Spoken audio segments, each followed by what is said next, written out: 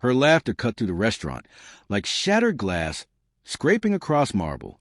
It wasn't just laughter, it was mockery, sharp and deliberate, masquerading as a joke among her friends.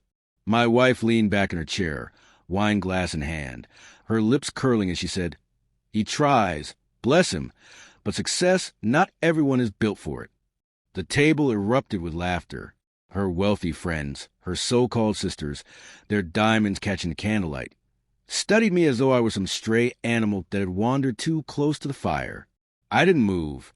I didn't speak. I smiled as if I hadn't heard, but I had.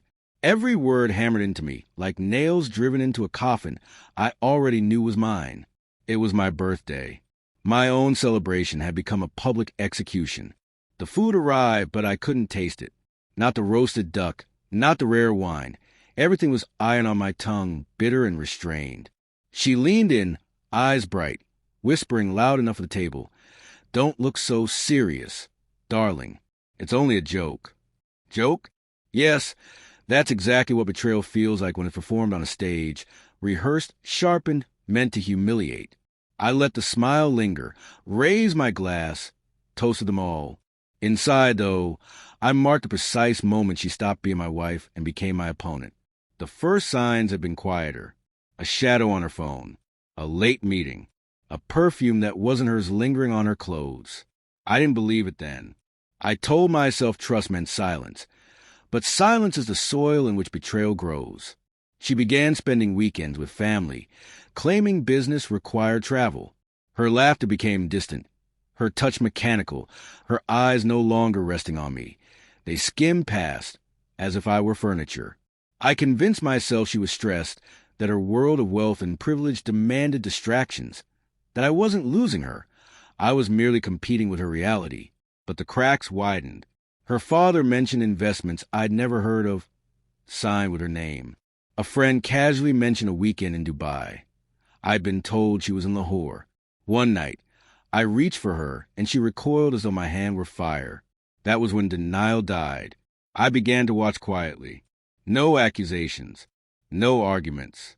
She believed I was oblivious, a husband too desperate to question his wife's loyalty. She was wrong. I started with her phone. Screenshots of half-deleted messages. Numbers saved under female names. A bank transaction at a hotel we'd never visited. Then her car tracker, small detours, always on Thursdays, to the same address. A penthouse belonging to her so-called business partner. I said nothing. Smiled more, brought her flowers, played the role of the blind man she needed me to be. Meanwhile, I moved quietly, consulted a lawyer, shifted money, repositioned pieces, pulled strings she had no idea I had laid years ago. She laughed with her friends, but her life, our life, rested on foundations I still controlled.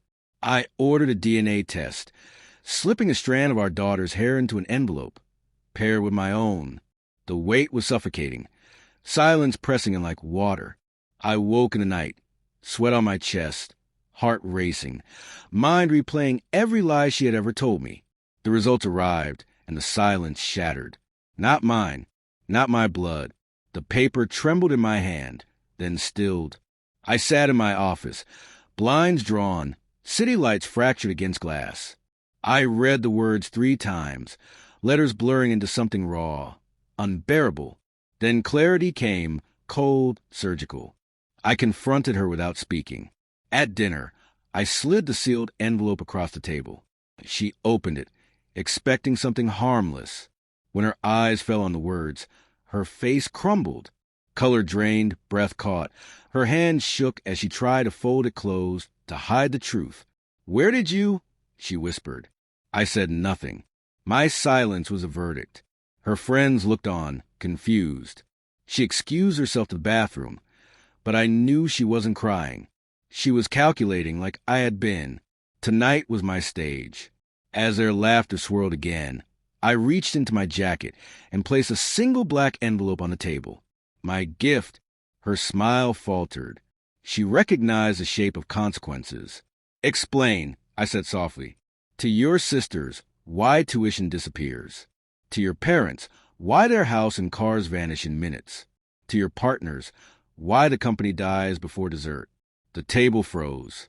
Forks paused midair. Laughter curdled into silence. I rose slowly, buttoned my jacket, calm and deliberate. Panic spread. Not mine, there's... Questions whispered. Tension rising. Her eyes widened, hands twitching, trying to claw her way out of the moment. But there was no escape. Every string, every safety net had been cut.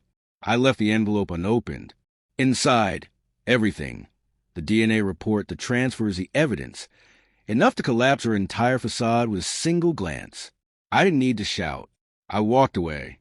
Outside, the air was colder than I remembered, crisp and sharp, carrying the kind of silence that follows a storm, leaving everything bare. I felt no triumph, no joy, only clarity, a calm so absolute it felt almost sacred. She had tried to humiliate me on my birthday, to strip me in front of her friends, to make me a joke. The joke belonged to her now, and it would stain forever. I hailed a car. The driver asked, "Where to?" "Anywhere," I said. As we pulled away, I glanced once at the glowing windows of the restaurant. I saw her silhouette, frantic, hands gripping her face. I turned away. She wanted me broken. Instead, I had become untouchable. That is how you bury a marriage.